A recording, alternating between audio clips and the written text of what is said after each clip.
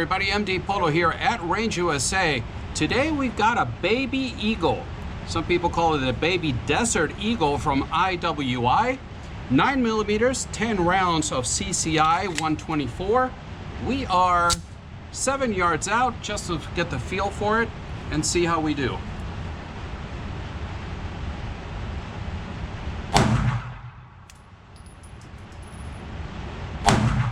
I blew that one.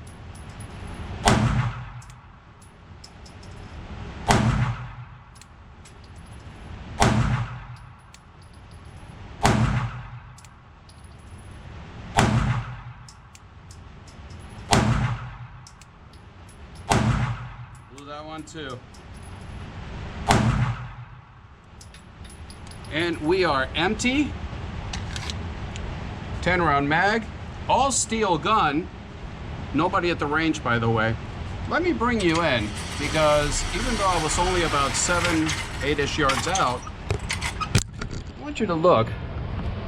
I mentioned when I blew a couple of shots, that was me. But for I've never shot this gun before, the trigger feels exceptional. And it is so manageable.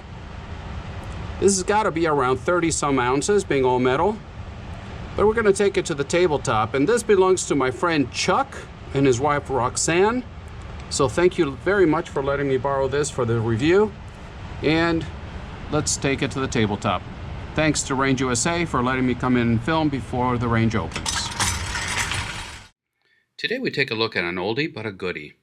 And this is a baby Desert Eagle by IMI, Israeli Military Industries.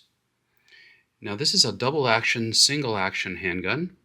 It's chambered in 9mm with a 3.5-inch barrel. It has a capacity of 15+1, and this one also has a 10+1 magazine, so it would qualify as a compact. It is an all steel gun, and it comes in at 32.7 ounces. So all steel. It is a chunky one, but let me tell you, I was very, very surprised by this gun. It's an absolute joy to shoot. It comes in around $700 if you can find it, and also everything's going to depend on your location and what it comes with, the condition.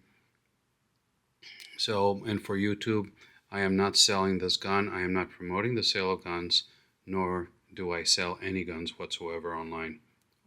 So that's just for information purposes. Now, the Desert Baby Eagle, this is the first generation, so it's a Gen 1. And this particular sample was manufactured in May of 1996. So this gun is 28 years old. And letting you take a closer look, you can see that for a gun that is that old, it's in remarkably good shape.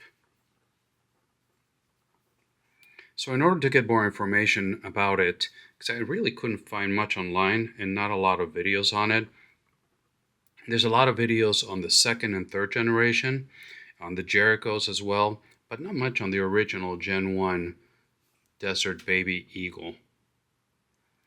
So I got on the phone and I called Magnum Research, and by serial number, they took a look at it, and that's when they told me that yes, it was a Gen 1, it was made in 1996 in May, and the way it came out of the factory, on the box it said, Baby Eagle, 9mm, FSS, Chrome.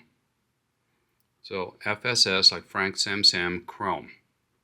And that's the official title from Magnum Research on this particular Baby Eagle. Now the Baby Eagles were last imported in 2008. However, Car Arms purchased Magnum Research in 2011 and resumed the importation of the Gen 2s and the Gen 3s. Magnum Research also told me that one of the easiest ways to tell whether you have a Gen 1 or a Gen 2 and 3 or higher is by the dust cover. Here, as you can see, we have a full-size, full smooth dust cover, and on the Gen 2s and 3s they'll have a Picatinny rail for your lights, lasers, whatever you like to mount on it. So that's one way you can tell. Another way you can tell is by the sights. And here you can tell that it's got a ledge sight. Of course, they're metal. It's a 3-dot sight system. Back then they didn't have night sights. I don't believe they did. But Gen 2 and later, they went more of a snag-free, like a Novak type design. So you would not have the ledge here. There would be more, everything was more with the thought of snag-free. So that's another way that you can tell. And the third way you can tell is that the safety that you can see here, that is a frame-mounted safety, Gen 2 and Gen 3s, they have it mounted on the slide. They went to a slide-mounted safety. I like this better. So those are the three ways that they told me that you can tell whether it's a Gen 1 or later. So again, not a lot of info online about these guns, and especially not a lot of videos. And I was surprised about it because there's got to be a good number of these here in the country. So looking at the slide, it's an all steel slide, as well as the grip, the frame. So everything's steel on this gun. And the slide will have rear slide serrations. They're deep and they are sharper if you rub your thumb forward than you rub it backwards. They're not going to hurt you at all, and they definitely do the job. There are no serrations, nothing in the front. All you do, the slide is completely bare on the left side, and on the bottom you'll see here that it says Desert Eagle, Israeli Military Industries Limited, and back here it'll say Made in Israel, H3. You flip it over to the other side, you're going to have the serial number, the warning to read the manual before operating, Made in Israel, H3 again, and then up here you'll say Magnum Research, Minneapolis, Minnesota. You'll see on the grips you have the IMI logo as well on both sides. We already talked about the sights being a 3-dot system, metal sights. Opening up and looking at the barrel, you're going to find that it's a stainless steel barrel with a stainless steel guide rod. And we'll take a closer look at them when we take down the gun and show you the internals. So letting you walk around it a little bit.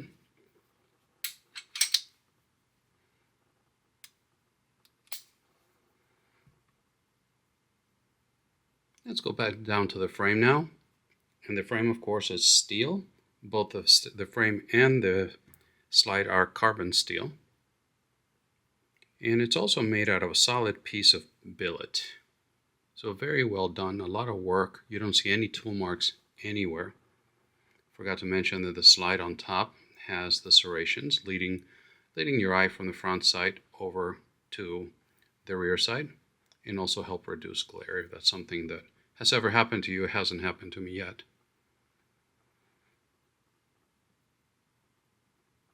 So one thing I wanted to show you, and it's easy to tell on this gun versus other, as you can tell, this is a CZ75 variant, and you can see that the rails are inside of the frame. So most guns that are not the CZ design, the slide, the rails are on the outside.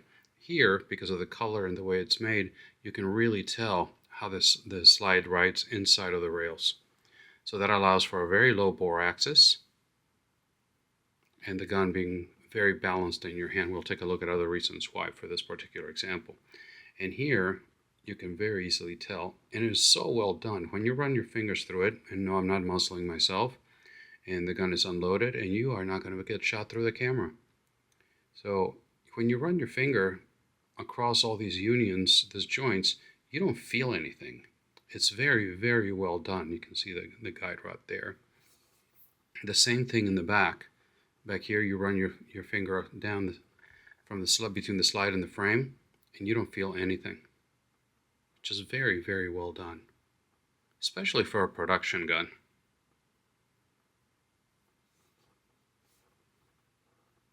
There you go. Moving down to the trigger guard, you'll see, let me drop the hammer a little bit, you'll see that the trigger guard, it's not huge. You got room here, and but if you got big fingers, really big hands, gloved hands, you're not going to have a lot of room here. The trigger guard itself has serrations in the front. There you go. And you're going to find some serrations in the front here, but they're not the ones that I think are very useful because they are vertical. When the gun starts to move on you, there's nothing to really hold you, and the same thing happens in the back of the grip. Very small patch of serrations, and they're vertical as well. I would prefer to have them horizontal or other type of checkering, but it is what it is. It does have the plastic grip panels. The texture is not great. Now, shooting it, because the gun fits so well in your hand and it just melts into your hand, and with the weight of it, it wasn't that noticeable, but I would like to have seen or to put grip panels that have a little bit more texture on it. Staying with the grip, you can see here it's got a very nice beaver tail, and you can see how it angles back. It's not just it angles up or more straight, it angles back, so it really cradles the web of your hand. And going down to the bottom part of the grip, you can see this little lip that it has here. So that lip, together with the lip of the mag, it really helps to cradle your hand. Now I've got medium-sized hands, and it fits me perfect. I can imagine guys with bigger, or ladies with bigger hands, they're going to be a lot more cramped and maybe not as comfortable it is for me. But this fits me just right. Another thing that I had is that with a lot of CZ variants, what happens to me is that the distance between the back of the grip under the beaver tail and the trigger shoe, it's wider than my hand can reach comfortably. So even though I can get under it, my hand usually hits around here on the trigger shoe and not where I want it to. So I'm pulling back with the tip of my finger on double action. Single action is not a problem, but in double action I tend to have an issue reaching in most CZ variants. But in this one, the distance is shorter. I don't have calipers to actually give you a measurement, but the distance is shorter, and I don't have a problem reaching the trigger shoe on this, which was a very pleasant surprise. Okay, since we're down here, I was showing you the lip here. It's got a little bit of a bevel. It's not a mag well, but it's got a little bit of a bevel to help insert the mags.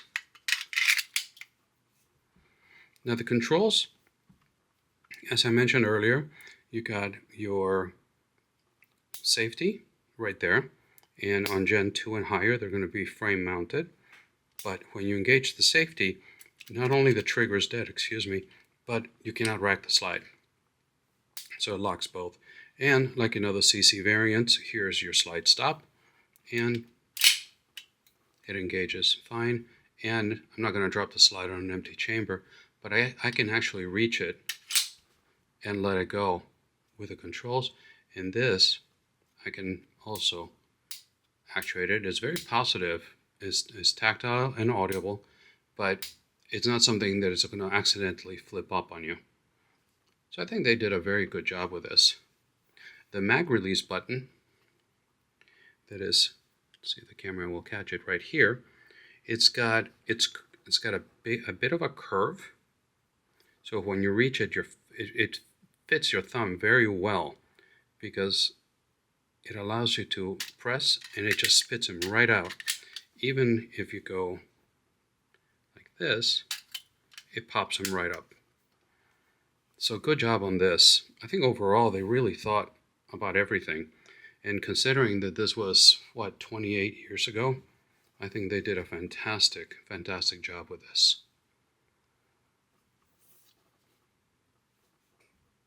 So now let's do a field strip of the gun to show you what the internals look like. And YouTube, this is on the manual, and this is for safety, for cleaning, for maintenance. It is not modifying the gun in any way whatsoever. Okay, so we drop our mag, we check for safety, and it is checked. There it is. All right, and then like in any other CC you've seen, you've got the two dots over here. And what you're going to do is you're going to line up the dots, like so. And then what I do is with, oops, just bumped the camera, I'm sorry. With the butt of the mag, I pop it, and then you pull the tab, you pull that out, and then the slide is going to pop right up. Now let me apologize in advance because this is a gun that's been shot. We've been shooting it, I've been shooting it, and it's dirty. Okay, so here it is. As you can see, there's the steel guide rod, and as we remove it from the gun, you can see that it is uncaptured. And then removing the barrel, here's your barrel. You can see where it locks against the slide. And you can see the polished feed ramp. And like I said, it's all dirty, so my apologies for that. Looking at the slide, you can see there the grooves where the barrel locks. And overall, they did a really good job with this. You don't see any tool marks anywhere.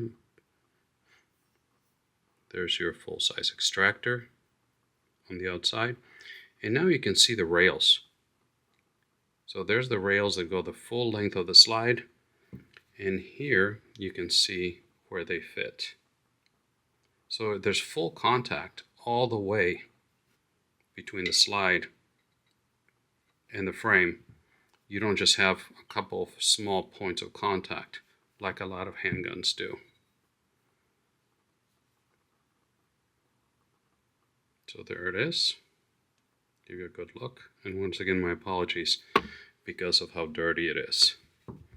And to put it back together, just simply reverse the process. And goes your barrel. Let me try to do this not on camera. There you go. Hold on a second. So if you don't put it just so, then when you put it back together, the guide rod is going to protrude from there. So let me see if I got it right on camera. And now, in goes the slide. And match the two dots again.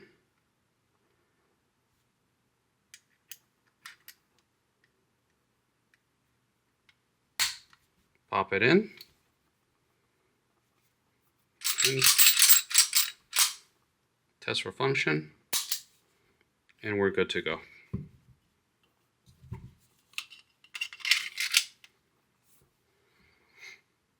Now let's put back together.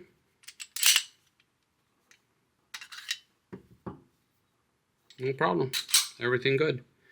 So now that we're here, let's take a look at the trigger. And as I mentioned at the beginning of the video, this is a double action, single action handgun. And the single action is very nice, very smooth, as expected. What really surprised me was the double action. Because although it's not outrageously heavy, it does come in at 7.5 pounds, and that was on a 5 pull average. I'm sorry. And the single action is at 4 pounds. So even at 7.5 pounds, when you, in double action, when you pull the trigger through, it just stays, the gun doesn't move at all. And that was so pleasant. Look at that. And then the single action, there, and then it goes. So it's not a trigger that is like 2 pounds, which you don't want for carry anyway. I think for me 4 pounds is the sweet spot there. But it surprised me how smooth it is. It was so easy to shoot, plus the weight of the gun together with the ease of the trigger, it just made it a joy to shoot. It really just swallows the recoil and comes back to zero really quickly. Is there something I don't like about this? Well, I don't like the grip texture. I would like to see it different. I'm not crazy about the texture, the serrations they put in the front and on the back of the grip. to me, they're really useless. But it didn't affect me much while I was shooting it, when you're actually shooting it. It's sitting here on the table, handling it and all that. You can complain about a lot of things that are really, they're immaterial when you actually go out and shoot the gun. The mags are hard to find. They're expensive. Like I said, this is a 10 rounder, but also there's a 15 rounder. There's in the box.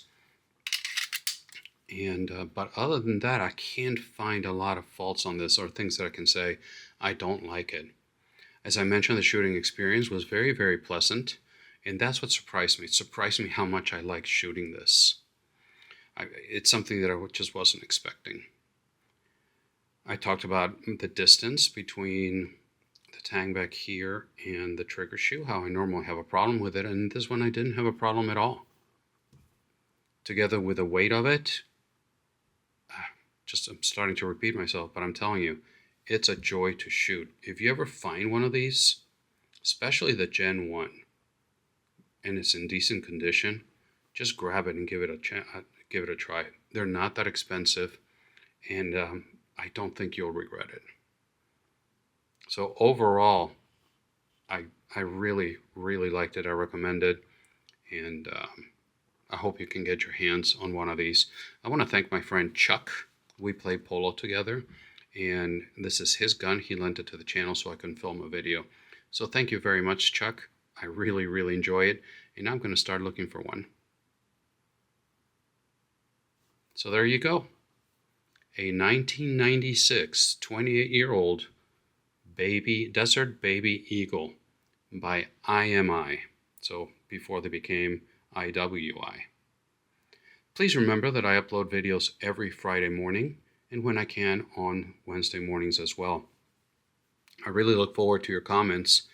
It's my favorite part of running the channel, and I just really look forward to the interaction with you guys. So let me know what you think about this. Did you own one? Do you own one? Have you shot one? What are your thoughts on the Desert Baby Eagle, especially if you have a first generation? I would really like to know. And also remember that I upload videos every Friday morning, and my videos are automatically uploaded to Rumble. You can follow me there as well as Twitter, called X now. And I always post on Instagram, but I'm really, really not happy with them and how they censor our content. But anyway, I thank you very much for your time. Thank you very much for stopping by. And until the next time, God bless.